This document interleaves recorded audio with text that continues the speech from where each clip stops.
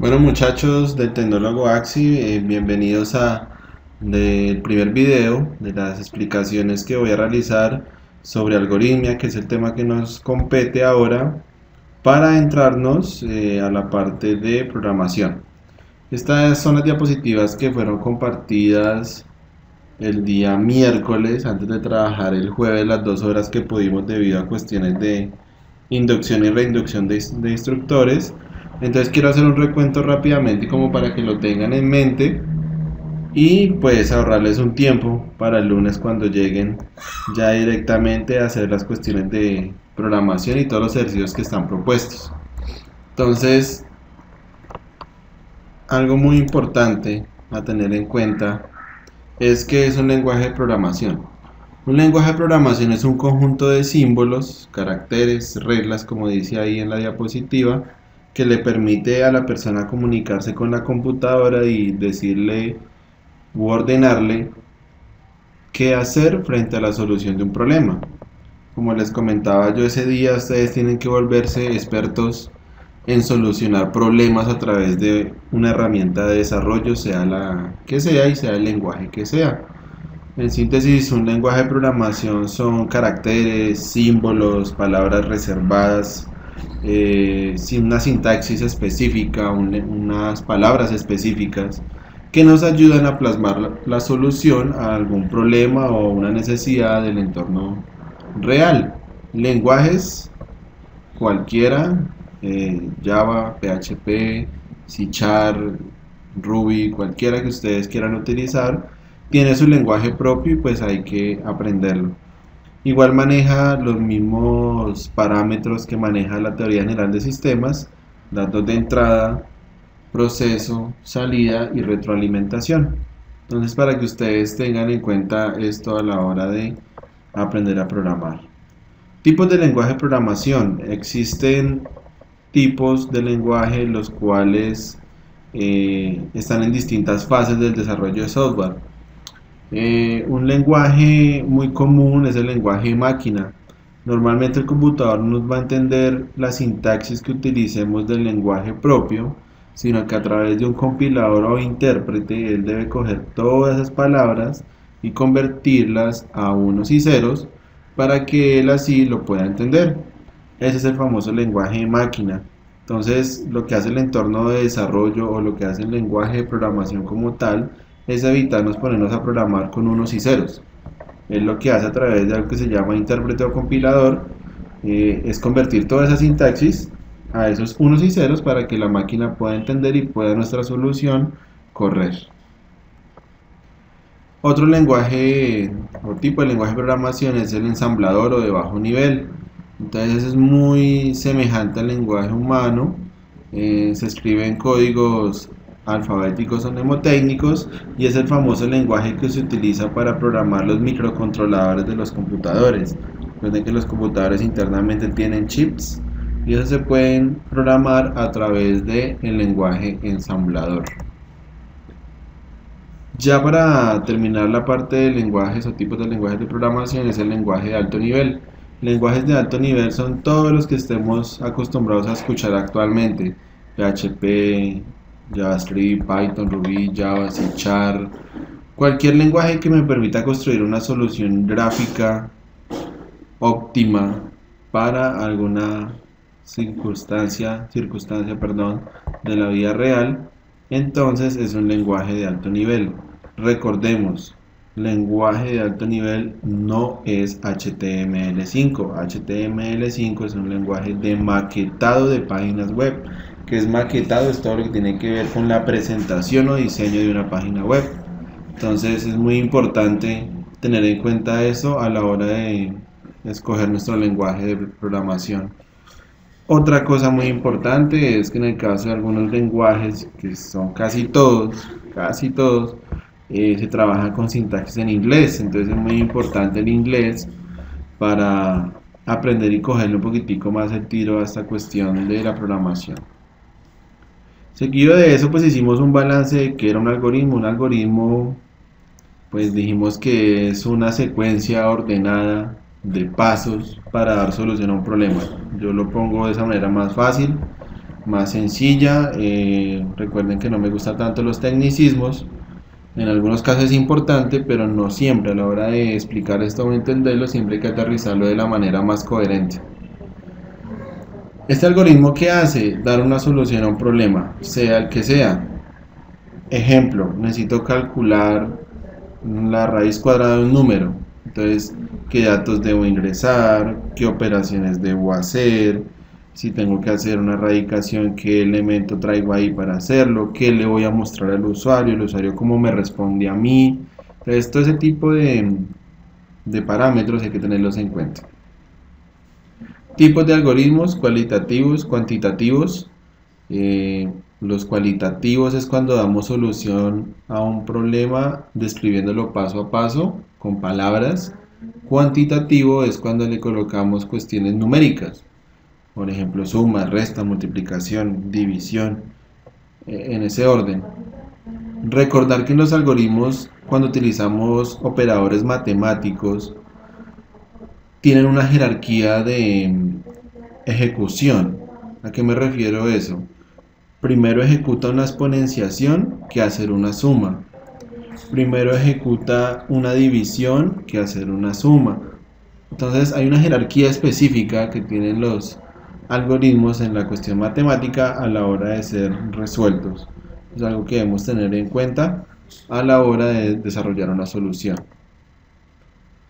Entonces, si el algoritmo soluciona un problema de la vida real, sea por modo consola o modo gráfico, hay que aprender a solucionar los problemas, hay que saber qué metodología o qué forma utilizo para pensarlo internamente a la hora de resolver un problema. Entonces son 4 fases, normalmente como con las cuales uno ataca un problema, que es definición del problema. Es cuando le dicen a uno: desarrolle un software que se encargue de controlar un inventario, por ejemplo. Entonces, esa definición de ese problema es lo que hace posible que uno empiece a entender, a sacar cuáles son los datos de entrada, de salida y demás para poder resolverlo. Esa es la definición del problema. Muy importante aprender a leer bien y aprender a identificar variables, que es un tema que vamos a ver más adelante, constantes y formas de trabajar. Algo de la teoría general de sistemas y muy importante es que el problema hay que descomponerlo en pequeños problemas. Es mucho más fácil cuando no tenemos el dominio. Entonces siempre hay que descomponer en pequeños problemitas el problema mayor. Eso es parte de la teoría general de sistemas, que dice que el todo se compone de partes y esas partes conforman el todo. Entonces todo funciona así en la parte de análisis y diseño de sistemas de información. Hay que descomponerlo en módulos.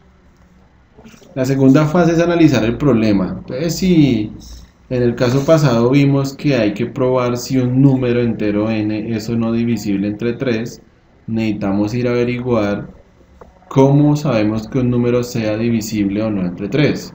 Entonces esa es parte investigativa de los problemas. Siempre que un cliente vaya a generar el enunciado o lo que quiere el que le realicen en cuanto a desarrollo de software, ellos normalmente dicen es eso. Me dicen: hágame un control de inventario, hágame un registro de clientes, hágame una facturación. Entonces empieza el desarrollador o los desarrolladores a empezar a investigar cómo funciona eso. Si no me las sé todas, entonces tengo que buscar un experto, un contador, un ingeniero, un abogado, según el tema específico, para que me dé luces de cómo realizarlo, porque normalmente uno desconoce de muchas áreas. Entonces eso es lo bonito de la parte de desarrollo, que permite que yo interactúe con otras disciplinas. Entonces acá dentro del análisis del problema lo que se ve es que hay unas entradas, unas salidas. En el caso de la entrada es un número entero n, un número entero natural que va a ingresar, y la salida va a ser una respuesta, decir si es o no divisible entre 3. Recordemos que vamos a utilizar una división que se llama MOD, que lo que hace es tomar el residuo de una división. Si esa división, el residuo me da 0, quiere decir que es divisible entre 3 por ser exacto. Y si no me da 0, sino 1, 2 o algún decimal, quiere decir que es inexacto, por ende no es divisible entre 3. Son cuestiones que hay que ir averiguando a medida que uno desarrolla este tipo de problemas. Tercera etapa, el diseño de las soluciones. Ya cuando nos sentamos a hacer el algoritmo como tal en nuestro pseudocódigo, hacemos un análisis de cuándo es o no divisible entre 3 y hacemos los pasos 1, 2, 3, que es lo que vemos ahí en la diapositiva. Entonces se hace la lectura del número n, se captura ese valor para que el usuario lo digite dentro del programita que vamos a hacer. Se toma el resto de la división, es decir, lo que sobre de esa división entre el número que ingresa el usuario y la división entre 3, se toma ese residuo y con eso se valida si es o no es divisible entre 3. Finalmente, la implementación de la solución se ve más que todo cuando vamos a montar software. Cuando vamos a montar un servidor, montamos el software, montamos la base de datos, ahí se ve la implementación de la solución. Realmente el EPP o Java o cualquier lenguaje de programación, él de una vez la implementa, genera la solución y nos muestra gráficamente o por modo consola, por modo texto, la solución. Entonces es una parte muy importante que hay que tener en cuenta. Todo esto que acabamos de analizar dentro de un problema o las 4 fases, es muy importante saber dónde estamos parados. Eso se conoce como un paradigma de programación. Paradigmas hay muchos. Esto es un paradigma que se llama imperativo, es decir, que es secuencial, una instrucción tras otra y así se va a desarrollar. Más adelante vamos a ver otro tipo de paradigma que es el orientado a objetos, que ya se encarga de otros temas como métodos, objetos, clases. Es otra manera de programación que es la que normalmente pues trabaja uno en el mundo real. Entonces es muy importante como tener bases de esta programación secuencial para poder entender más adelante algo más complejo. Ya sabemos que es un algoritmo, ya sabemos cómo resolver un problema, pero entonces no sabemos ese algoritmo cuándo se realiza, en qué se convierte lo que yo escribo dentro de la herramienta de software LPP. Entonces un programa o un software recorre 3 partes normalmente cuando lo voy a ejecutar, que es la edición del texto, es ingresar el texto, una parte de compilación que es coger todo el texto, hacer un trazado de instrucción tras instrucción secuencial y él lo convierte en un código ejecutable o un código .exe, es decir que él se va a ejecutar en mi máquina y me va a mostrar paso a paso mi solución. Y el enlazado es cuando ya trabajamos con librerías externas, con objetos y él ya convierte ese código ejecutable al lenguaje máquina para que la máquina lo entienda. Entonces eso ya conoce como enlazado. Aquí vemos una imagen de cómo funciona. Vemos que el código fuente dentro de nuestro editor se compila, es decir, se compacta, se convierte en un ejecutable y se muestra la solución. Así es como funciona. Dentro de el desarrollo del algoritmo, cuando nosotros ingresemos datos a ese algoritmo, no podemos dejarlas en el aire. Esos valores tenemos que generarles un espacio en la memoria del computador para poderlos guardar, porque por ahora no estamos trabajando bases de datos. Cuando trabajamos bases de datos, pues se guardan la información ahí. Pero cuando no estamos trabajando base de datos, tenemos que generar un espacio en memoria normalmente para guardar la información. Esto se conoce como variables. Entonces las variables, yo les explicaba el jueves que es como un balde. El balde lo que hace es recibe una información de cualquier tipo, sea numérica, de fecha, hora, decimales, cualquier tipo de dato, porque hay muchos tipos de datos.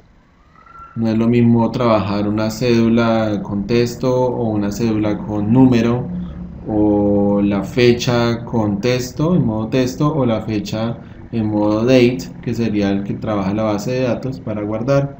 Entonces una variable es eso, es como un balde, guarda la información, sale de ahí cuando yo la necesite.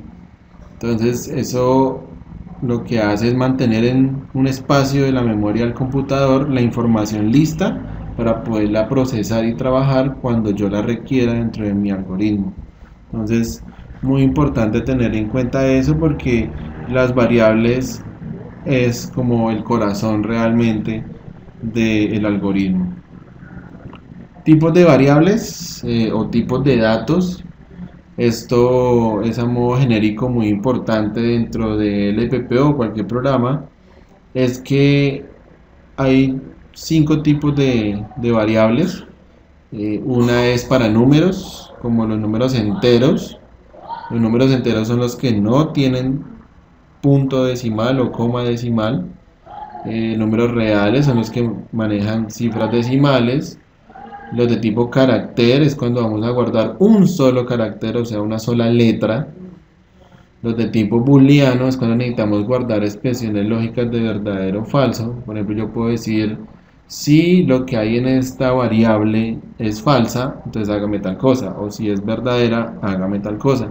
Lo podemos trabajar con una variable booleana dentro de mi algoritmo. Eso significa booleano. Toma dos valores, o verdadero o falso, de ahí nos sale. Y los otros tipos de variables, o el último es el de cadena, que es cuando queremos guardar textos largos. Esos textos permiten letras y números también, y algunos caracteres especiales. Entonces, como ustedes se dan cuenta en las cajitas, al lado derecho lo que se guarda es específicamente lo que yo quiero guardar. Entonces, en el caso de Bob, en esta parte de Bob, solo estoy guardando las comillas y las letras. En el caso de este true sería un valor booleano. En el caso de 35 sería un número que entero. Entonces nosotros tenemos que aprender que cuando desarrollamos la solución tenemos que pensar cómo queremos ingresar la información a mi algoritmo y qué quiero mostrarle a la persona.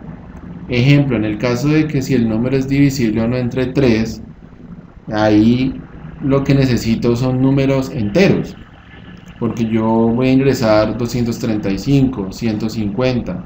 ¿Para qué me complico con decimales? Se me va a poner muy extenso el programa y va a manejar muchas variables después de las comas.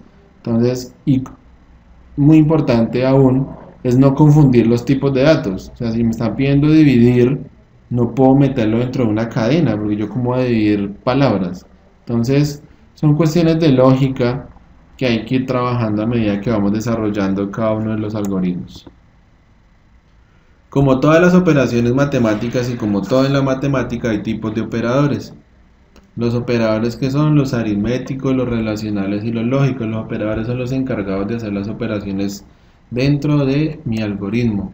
Entonces tenemos suma, resta, multiplicación, división, se manejan normales, y el mod que trabaja pues el residuo de la división. Los operadores relacionales, mayor que, mayor igual, menor igual, diferente e igual.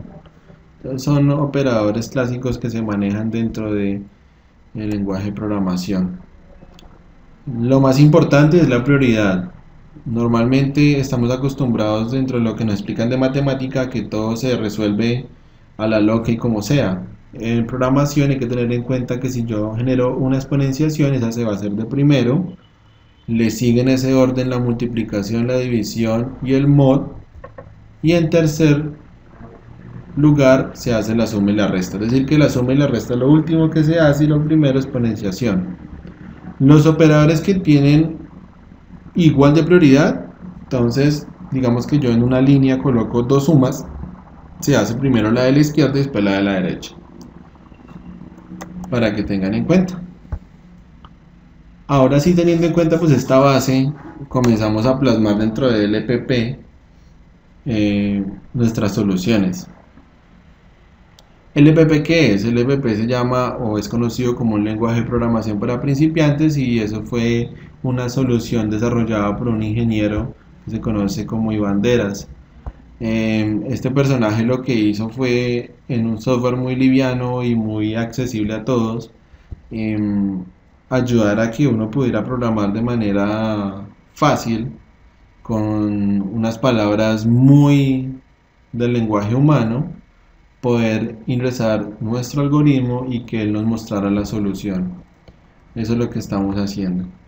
Para arrancar a trabajar con el EPP hay que tener en cuenta que siempre va a tener un inicio, un fin. desde donde comienza nuestro algoritmo hasta donde termina, y dos instrucciones básicas. Una es escriba es para que me muestre en mi pantalla alguna cadena de texto o alguna variable. Se hace entre comillas dobles cuando es texto. Cuando es una variable, pues se llama el nombre de la variable y él lo muestra.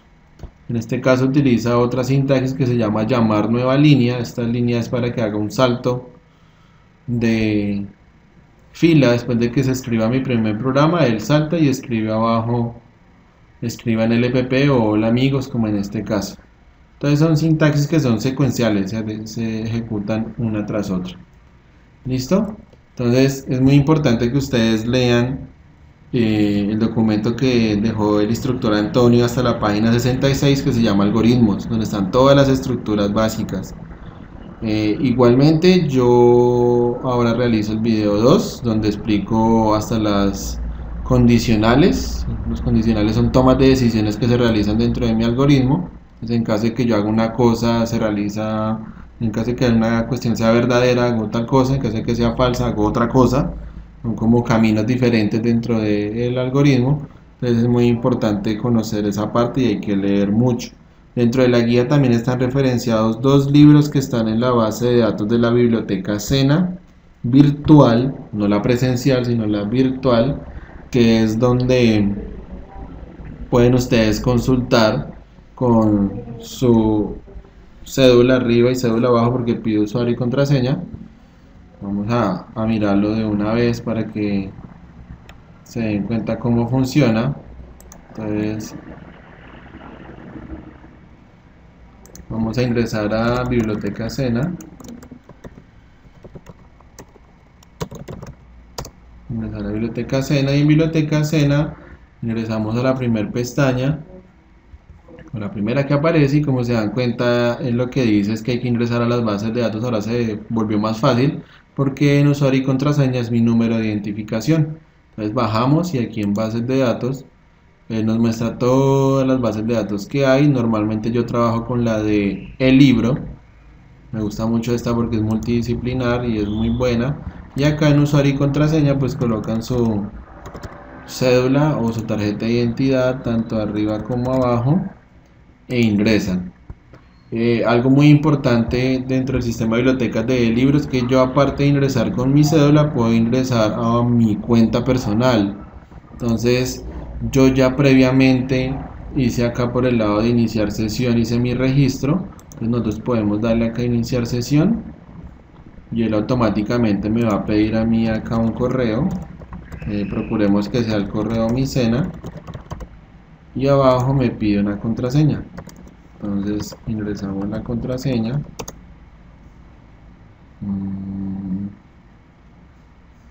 Bueno, en este caso vamos a restaurarla.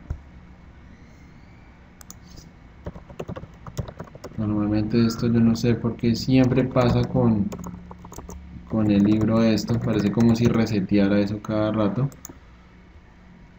Vamos a mirar. Él automáticamente al correo de Micena,